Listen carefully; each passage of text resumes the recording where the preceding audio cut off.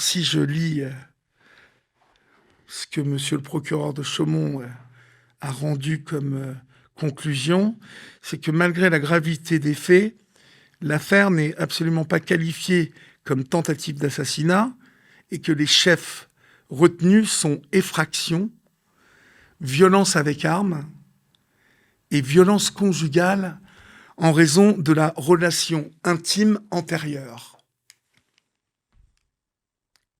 Si je vous traduis cette dernière phrase, c'est que les faits ont été donc requalifiés par la justice française et donc le procureur de Chaumont en violence conjugale parce que Fadila avait eu donc une relation avec cet homme. Et si on va plus loin, parce que Fadila avait eu des relations avec cet homme avait donc le droit de venir chez elle, de la menacer avec un flashball, d'essayer de tirer sur elle avec un flashball.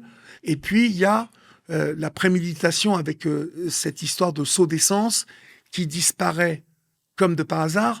Mais j'ai envie de vous dire, moi, monsieur le procureur, un procureur éclairé aurait pu peut-être lire tout ce que cet homme avait prévu ce soir-là. C'est-à-dire qu'il avait décidé de faire du mal à Fadila.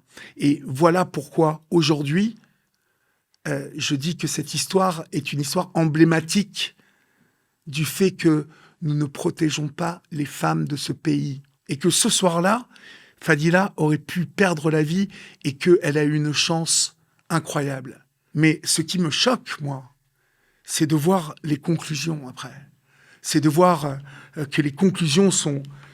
L'affaire n'est pas qualifiée comme tentative d'assassinat. Les chefs retenus sont effraction, violence avec arme, violence conjugale en raison de la relation intime antérieure. Je ne comprends pas. Et je pense que celles et ceux qui nous écoutent ce soir ne comprennent pas comment un procureur peut arriver à des conclusions comme celle-là.